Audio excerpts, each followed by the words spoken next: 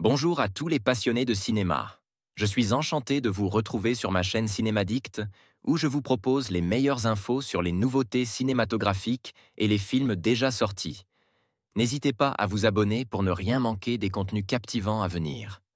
Allons-y. Bonjour à tous, et bienvenue sur ma chaîne. Aujourd'hui, je vais vous parler de Melancholia, un film fascinant de Lars von Trier. Dans cette vidéo, je vais partager ma critique personnelle de cette œuvre complexe, en explorant ses thèmes profonds, sa mise en scène audacieuse et les performances des acteurs. Je vais également aborder les réactions qu'elle suscite et ce qui en fait un film à la fois dérangeant et captivant. Restez avec moi pour plonger dans l'univers troublant de Melancholia. La vie est uniquement sur Terre, mais plus pour longtemps. Kirsten Dunst, Melancholia, de Lars von Trier, 2011, alors que la planète Melancholia se rapproche lentement de la Terre, une jeune mariée sombre inexorablement dans la torpeur et la mélancolie. Voilà qui résumait à peu près cette œuvre aussi fascinante que troublante qu'est Melancholia de Lars von Trier. Il s'agit là d'un film très singulier face auquel il est compliqué de donner une quelconque explication. De quoi nous parle Melancholia? De la tristesse? De l'indifférence? De la mort ou bien tout simplement, et c'est ce que laisserait penser le titre, de la mélancolie? Personnellement je n'arrive pas à y voir autre chose qu'un grand film sur la mort et surtout l'acceptation de la mort. La mélancolie de Justine s'apparente beaucoup à une mort lente, elle n'a plus goût à rien, la célébration de son mariage la rend triste. Elle peine à marcher, ne fait que dormir et la nourriture qu'elle préfère ne lui procure aucune sensation de bien-être. De là à dire que Justine se meurt il n'y a qu'un pas. Mais cette dernière dans son malheur laisse entrevoir quelques éclairs de lucidité. Elle est la seule à accepter vraiment le fait que Melancholia va tout détruire sur son passage, elle est la seule à accepter la mort de plus en plus imminente et inévitable. Claire est son exact oppose, elle ne veut pas se résigner. Comme sa sœur elle finit par se rendre compte qu'il n'y aura bientôt plus d'issue. Lars von Trier structure son film de manière à ce que le spectateur puisse se mettre dans la peau des deux personnages, donc des deux points de vue. Le rationnel et l'irrationnel.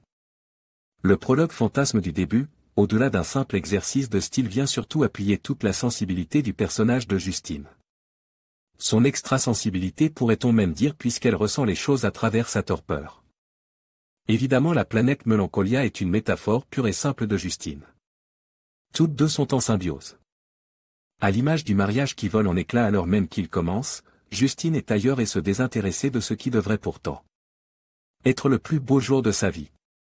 Melancholia nous parle de la fin avec un grand F. La fin du monde, la fin d'une histoire, la fin d'une vie. L'apocalypse.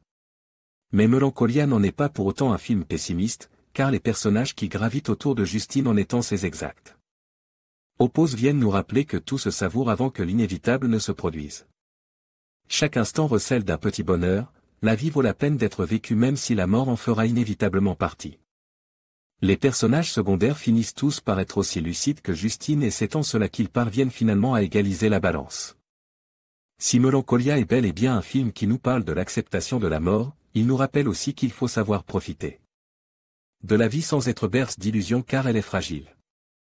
Lars von Trier frappe fort avec son Melancholia, le film déroute, fascine, perturbe et met mal à l'aise. Anxiogène sous bien des aspects, il se révélait pourtant fort d'un message optimiste dans ses contrastes. Hommage flamboyant à l'art, Melancholia est un objet de fascination rare. Ma note, 9/10. En conclusion, la critique de Melancholia, par Stark nous invite à réfléchir sur la profondeur des thèmes abordés par Lars von Trier. À travers une analyse minutieuse des personnages et de l'esthétique du film, Stark met en lumière la manière dont la mélancolie et l'apocalypse se mêlent pour créer une œuvre à la fois troublante et fascinante. Ce film, loin d'être simplement une exploration de la dépression, devient une réflexion sur notre rapport à la fin du monde. Nous espérons que cette critique vous a donné envie de redécouvrir Melancholia sous un nouveau jour.